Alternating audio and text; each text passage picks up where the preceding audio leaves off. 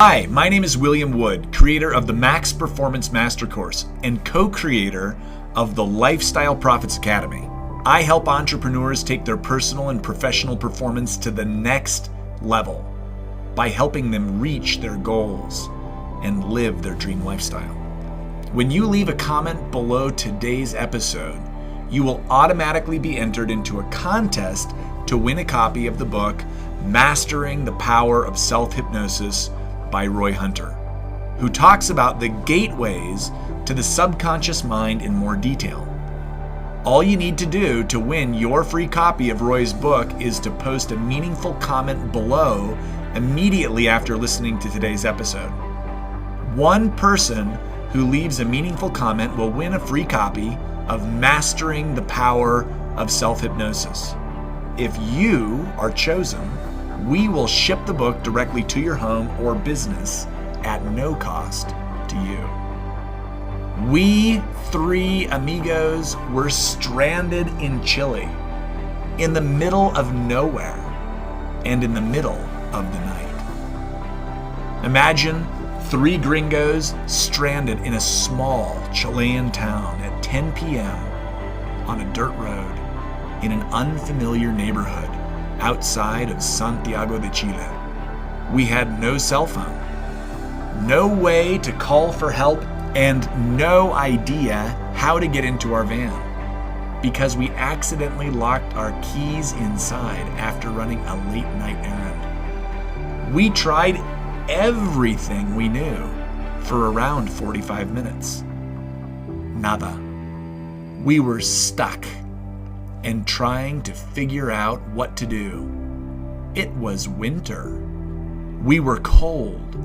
Most of our winter gear was safely locked inside the van. We were just starting to think about ditching the van and walking a dark and dusty mile to the freeway to hitchhike. Not the safest or smartest idea that time of night. But we were getting a little desperate, tired, and cold. Just then we saw a dark shadow. A solitary man was walking our way. His hands were in his jean pockets. His shoulders were hunched, and he was looking towards the ground. We waved him over. He was friendly, so we told him our woes. He smiled and said, "Today is your lucky day. My father is a locksmith, and I always carry a spare tool just in case." He pulled out a tool from his jacket, and within 3 minutes, our car door was open. He flashed me a grin when he finished and said, "Aren't you glad I'm one of the good guys?" We were in. We couldn't believe it. We had been trying to open the door for 45 minutes without any success. The right tool and a little knowledge opened it in just a few minutes. That's kind of how the subconscious mind works.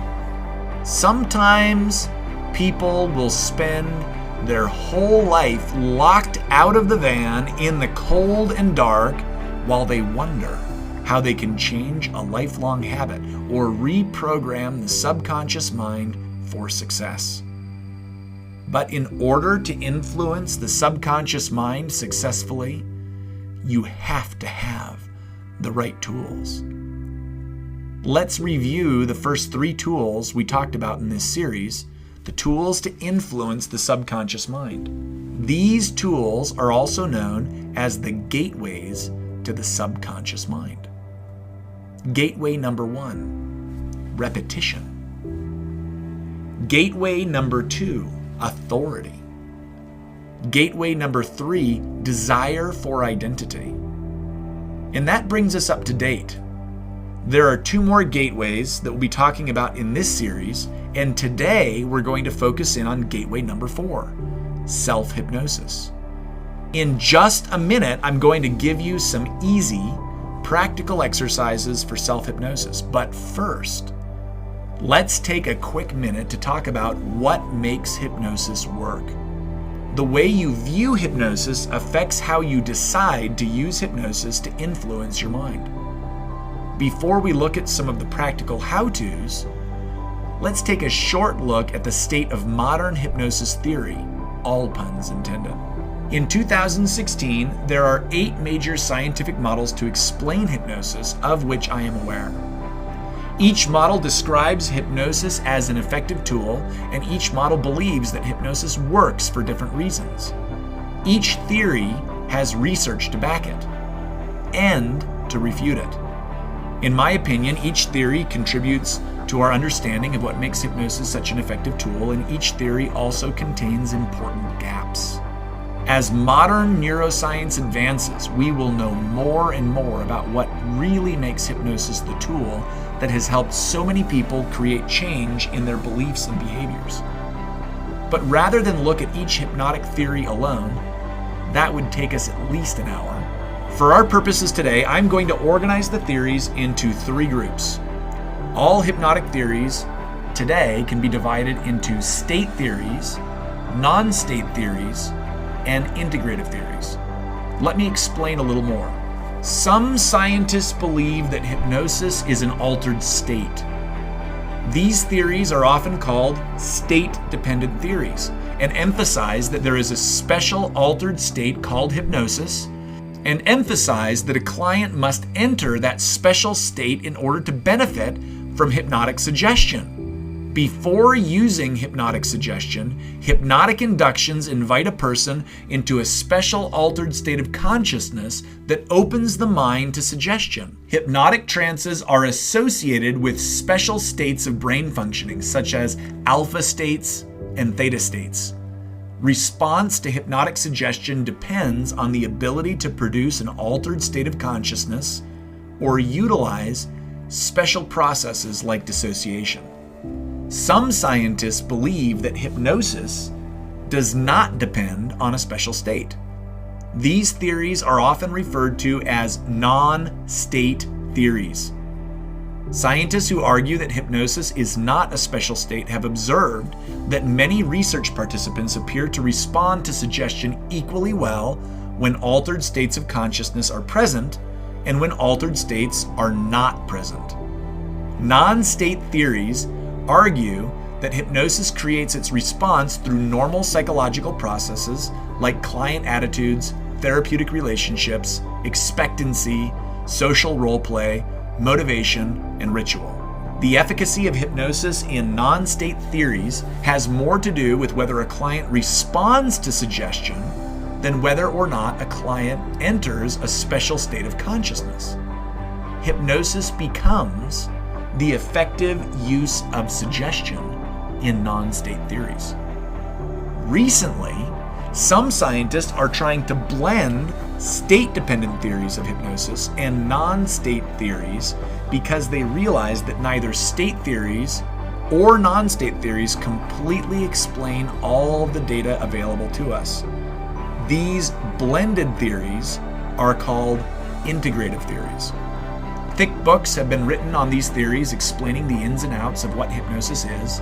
If you want to take a deeper look into the mechanism of action of what makes hypnosis work, I would recommend an excellent academic textbook by Michael Yapko. The book is called Trance Work, which is in its 4th edition as of the production of today's episode. Now let's look at some practical, easy-to-do exercises that make hypnosis an effective gateway to the subconscious mind. Exercise number 1. For many people, relaxing the body relaxes the mind and opens it to hypnotic suggestion. Before telling this story, I want to state that while body relaxation tends to create a hypnotic effect in many of my clients, there are some who need another approach. So give yourself permission to experiment with all the approaches listed here. For most of you, one of these approaches will work well. For some of you, you may need additional professional help to learn how to utilize self-hypnosis effectively. Several years ago, I was working with a man who had to speak in public frequently. He could force his way through it and did perform well, but he was really nervous for hours before he would go on stage. We sat down to work together, and I cycled through about a half dozen cognitive techniques that usually change things rapidly without hypnosis. While many people respond to those techniques, he literally had zero response to any of them, and even seemed to get more agitated about his upcoming stage time as we talked. So next, I guided him gently through a progressive muscle relaxation, gently guiding him to relax one muscle group at a time until his whole body was relaxed. The exercise took approximately 10 minutes time. I recycled through one of the cognitive exercises I had already done with him, but this time, after he had relaxed his physical body and mind, he instantly had a visible response to the techniques, and his fear was gone. It worked like magic. Sometimes the only thing that prevents your mind from opening up to the new ideas that you want to accept is a little bit of relaxation. And this skill is really easy to learn. Incidentally, if you want a copy of a simple progressive relaxation recording that guides you through the process of relaxing the body, scroll down to the bottom of the page and enter your name and best email address below, and then click the button. As a bonus for subscribing to our daily motivational and inspirational messages, I will give you a free MP3 copy of my relaxation training program that teaches 3 powerful techniques that reliably produce self-hypnosis, including a progressive muscle relaxation like I mentioned above. The final track of that recording also guides you through more than 20 minutes of self-hypnosis. Often, I will teach clients how to use the progressive muscle relaxation, and then I teach them how to craft simple affirmations. By creating a recording with their smartphone where they first spend 5 to 10 minutes gently relaxing the body and then adding their affirmations at the end of the recording, they will often notice that the subconscious mind immediately responds to positive suggestions that it seemed to reject before. Exercise number 2. Spend 5 to 10 minutes listening to a soft, relaxing music track before repeating your affirmations out loud. I still remember exactly where I was the first time I heard R. Carlos Nakai's famous album, Canyonlands. I had never heard anything like it. Nakai plays the Native American flute in such a way that I felt my body and mind instantly relax. I felt my soul soar with every high note and ground into the earth with every low note. In fact, I am listening to Nakai right now as I'm preparing for today's episode. Majestic. All music tends to entrain the mind. That means that music makes the mind move in the same rhythm. Music also tends to open the mind to suggestion, which is what makes music such a powerful tool for good or for ill. Be very careful about the music and lyrics that you allow to enter into your mind. The effect is stunning if you pay careful attention. That's why I prefer instrumental tracks that slow the mind down. Once the mind has been relaxed with the music, then you can choose the suggestions or affirmations that best serve you. That puts you in control. When I use the music method for creating a hypnotic effect, I listen to the soft music long enough to feel my body and mind slow down, usually 5 to 10 minutes. Then I add a hypnotic suggestion in one of several different ways, often while the music continues to play. Number 1, I handwrite my affirmations while I listen to music. I am powerful and strong. I am relaxed when I speak in public.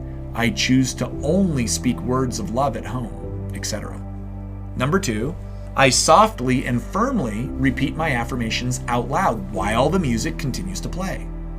Or number 3, I play a recording on my phone that repeats my affirmations, that also includes this soft and relaxing music and allows me to ground and center into that feeling. This is not an exhaustive list of ways to use music and suggestion together, but it will start the process of you thinking about how you can leverage the power of music to open your subconscious mind to change. I know some of you want recommendations for music besides our Carlos Nakai. One of my favorite tracks for slowing down my mind is Wayne Dyer's instrumental track called I Am. I purchased my copy on Google Play and can play the track directly from my phone. It's also available for purchase on Amazon.com. Any slow, relaxing track that you like will tend to produce the same kind of entrainment effect that quiets the mind and opens it to suggestion. Pandora has a station called Spa Music that is often filled with slow, relaxing tracks. I have also used a variety of slow classical piano songs from the Baroque period and New Age instrumental recordings with success. Exercise number 3. Use imagery, symbol, metaphor, and story to create suggestions for the mind.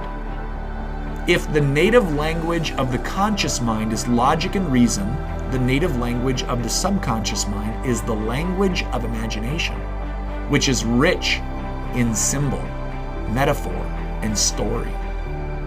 For evidence, just look at your dreams, the place where your subconscious mind is most active. What shows up for most people during dreams?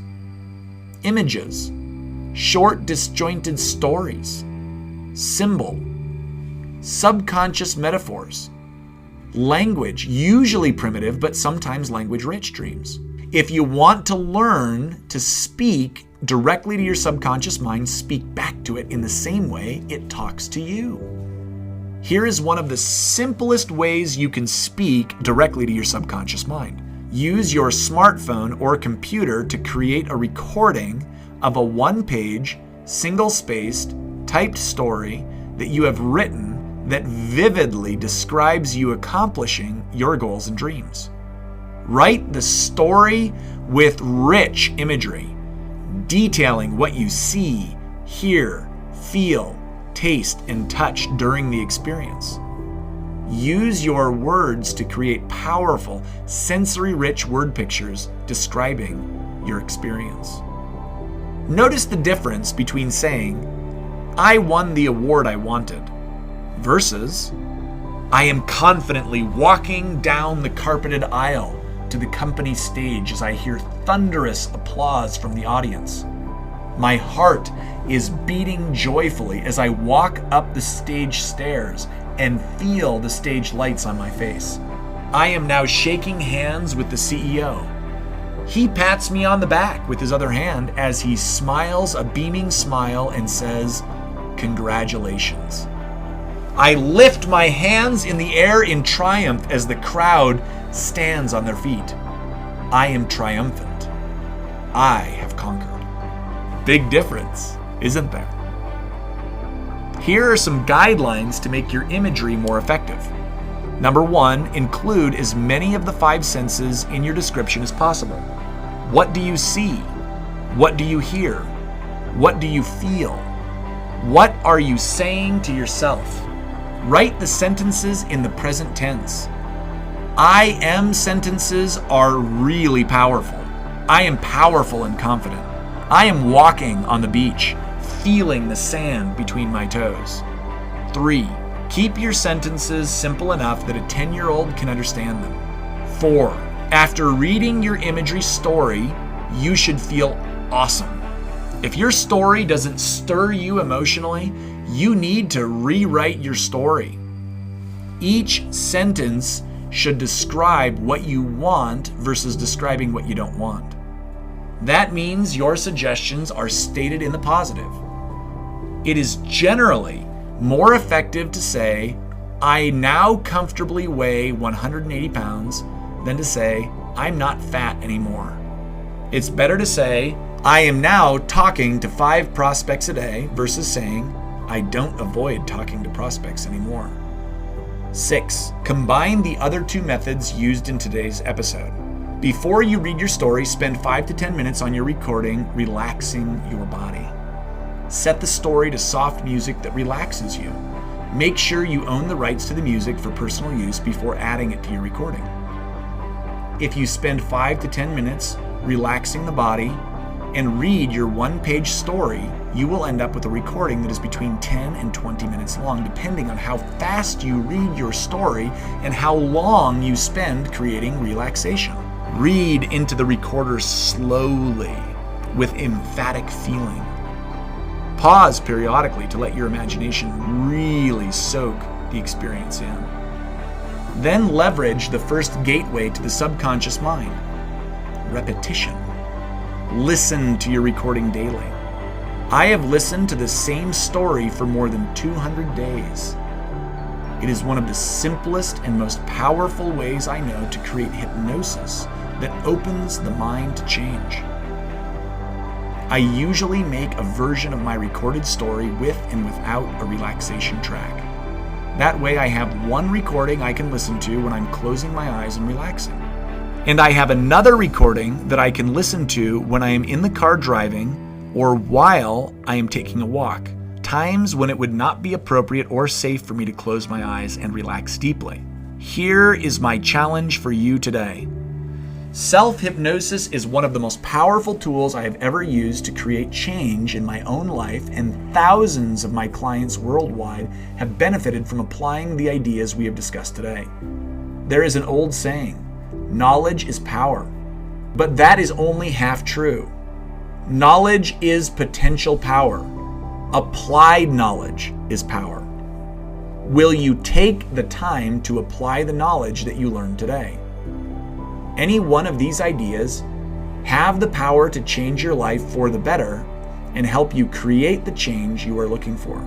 If you want to learn more about how self-hypnosis works, enter your name and your best email address below to subscribe to our daily show. Most days you will hear from David Wood, my financial freedom mentor. 1 day a week, you will hear from me. 5 days a week, you will get access to more amazing content like you heard today. You will also get several bonuses for subscribing today, including a free MP3 version of my Relax training, which includes more than 40 minutes of training that teaches you 3 powerful self-hypnosis techniques. This free training is training that clients have paid me $200 to learn, and you can get it today for free. When you enter your name and email address below, you will also get a free PDF of today's message that you can print. Reading this message can be a powerful way to reinforce today's success principles deep into your subconscious mind. You will also get a free audio download of today's message, which you can listen to again and again to absorb these ideas into your subconscious mind. You'll become more powerful on your path to freedom because you're reinforcing the principles that will create the success, freedom, and lifestyle that you really want. I look forward to seeing you again soon next time. This is William Wood. Remember, I believe